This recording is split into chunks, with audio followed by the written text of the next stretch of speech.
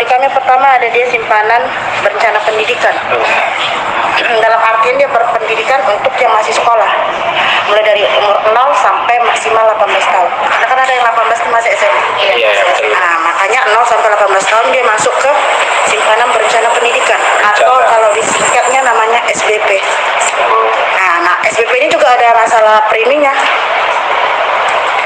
Inilah ada ngerti premi kan yang dia masuknya per bulannya. Pembayarannya berapa?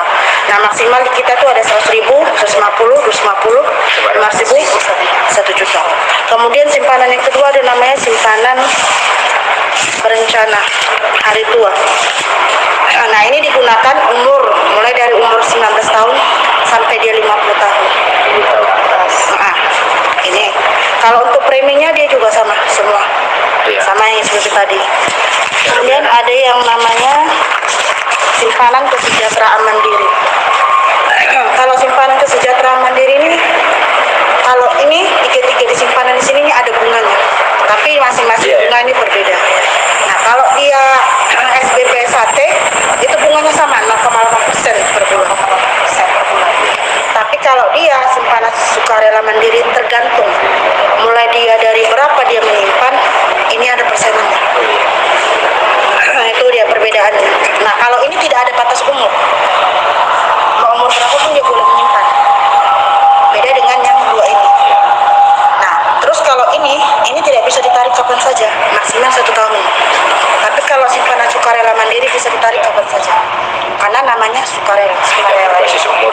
Iya. Kemudian ada yang namanya simpanan wisata rohani. Ya, kalau bagi yang beragama Muslim itu biasanya ke Mekah ya. Kalau kami yang beragama Kristen ke Israel. Nah, ini dia. Nah, batas umurnya juga sama kayak di yang ini. Enggak, dari 13 SAT. Iya. Sampai batas ke 50.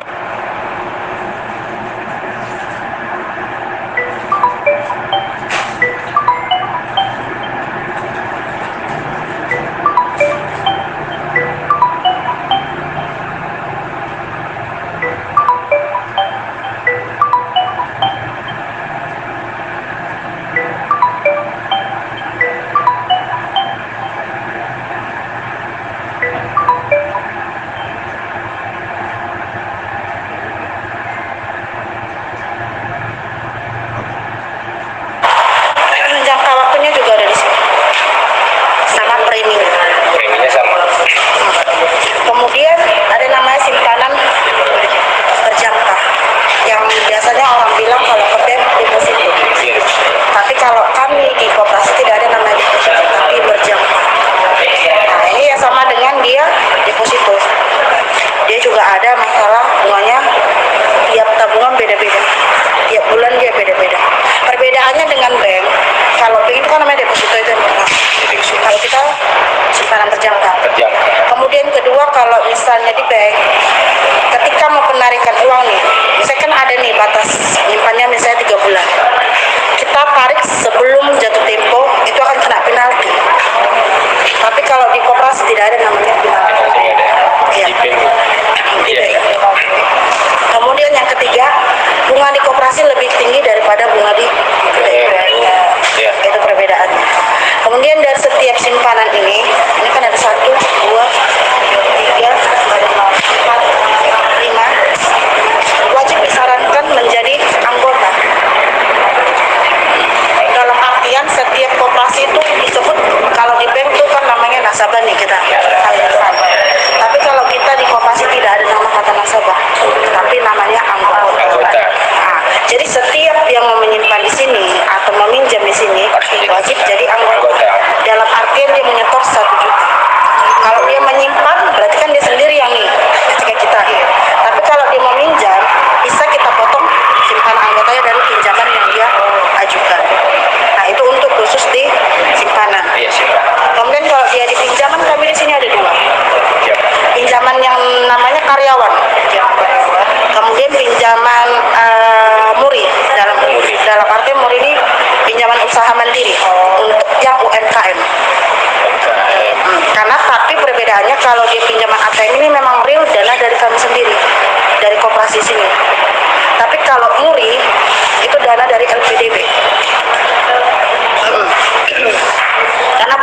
menyalurkan. Bukan dana, bukan dari kami hanya sebagai perantara penyaluran dana. Itu dana real dari LPDB, dalam artian dari pemerintah. Nah, jadi kalau untuk di sini misalnya dia karyawan, dalam artinya dia gajinya melalui ATM. Selanjutnya berkas-berkasnya ya dilengkapi ya, seperti kalau misalkan ini biasa nahan tuh yang paling utama ATM, buku tabungan, ya ada buku nikah suami istri, akte lahir anak, ijazah. Beda dengan kalau dia muri, itu yang ditahan surat tanah sebagai jaminan. Iya, surat tanah. Itu saja perbedaan. Karena hanya itu yang ada di kami, simpan dan pinjam. Makanya kan tadi saya tanya, kalian mau ngapain koperasi dalam segi mana? Karena koperasi ini kan banyak. Ada yang pokok kan gitu, sembako dalam artian sembako. Nah, kalian wajib pergi tuh ke PT kalau di sembako. Nah, tapi kalau di sini rata-rata hampir sama kayak kami tuh, koperasi yang lain di sini. Simpan pinjam. Dalam artian ada juga di tempat lain yang dia perbedaannya itu kalau misalnya dia mau minjam tuh yang digadikan bukan ATM, tapi ada yang digadikan surat tanah, BPKB. Nah, jadi dia bermacam-macam. Jadi kalau ditanya apa sih fungsi dari koperasi sama tujuan dari koperasi, itu akan sama. Tapi kalau kalian tanya apa sih visi misi koperasi dari kami, baru beda. Ibaratkan visi misi dari semua sekolah sama saja. Iya, seperti itu.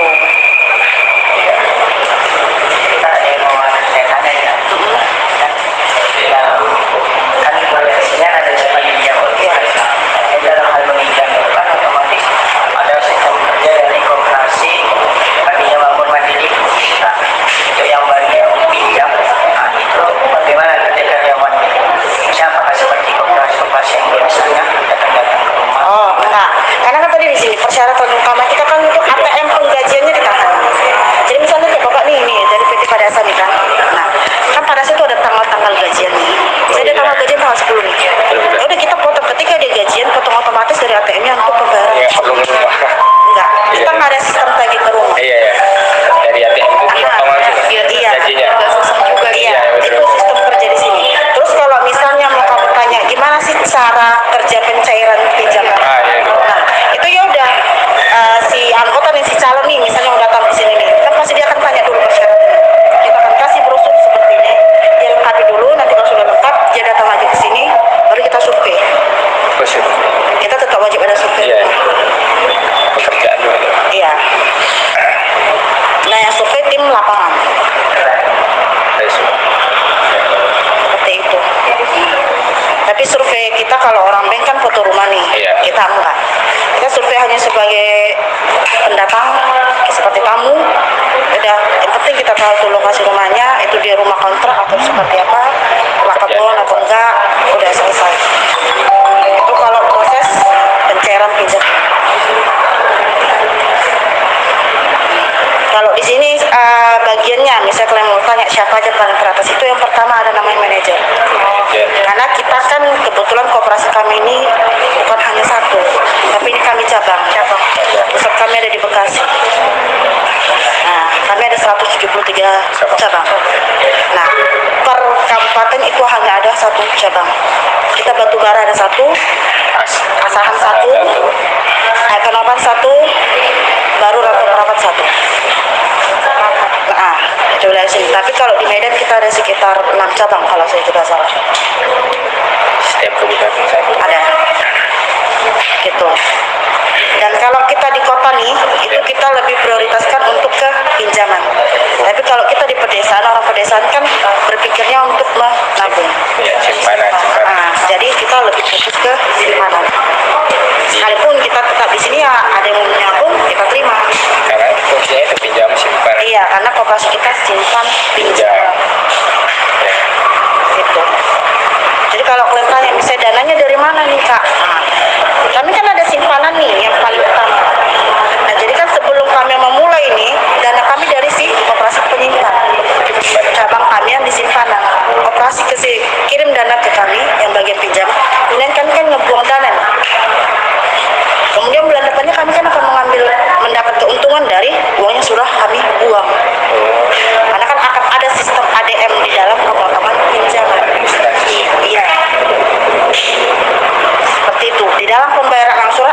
ada namanya bunga atau jasa.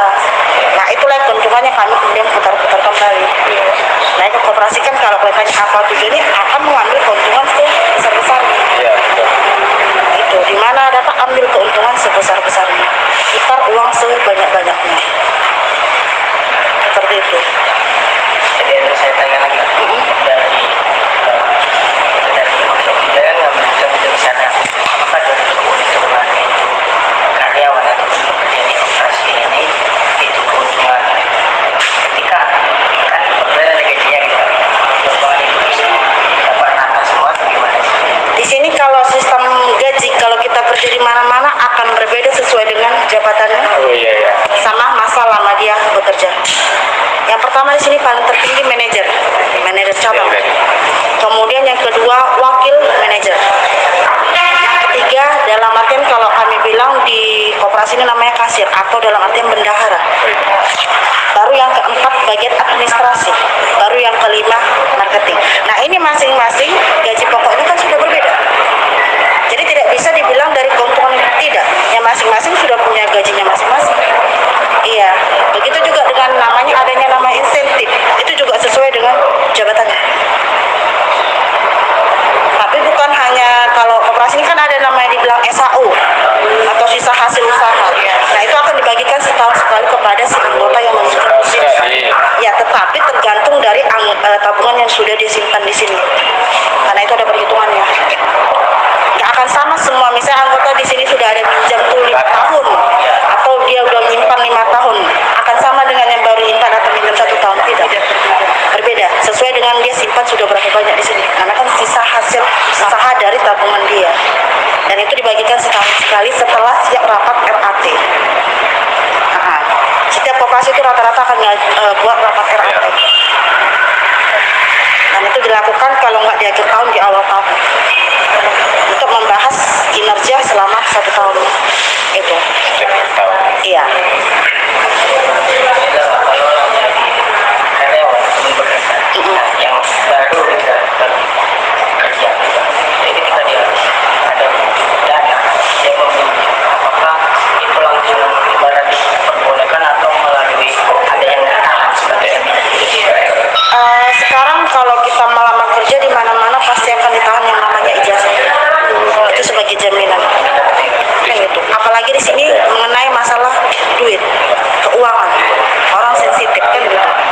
Jadi setiap yang memang kalau dia masih training, itu kita tidak ada penahanan ijazah. Tapi ketika dia sudah diangkat, baru kita akan tahan ijazah asli.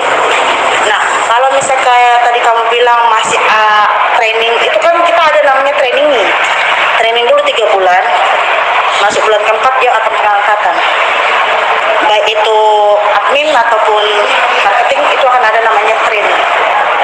Nah, jadi selama dia training ya tidak diperbolehkan meminjam karena apa? Belum ada jaminannya dan belum ada tabungannya. Karena kami di sini sebagai karyawan juga wajib menabung. Gak mungkin kami suruh kalian di luar menabung, sementara kami yang di dalam tidak menabung. Nah, jadi kami duluan memang yang disuruh menabung, kemudian kami mengajak kalian untuk menabung. Bahkan sebagai contohnya Iya, dari dalamnya. dari dalamnya juga duluan sudah dibentuk untuk menabung gitu. Iya.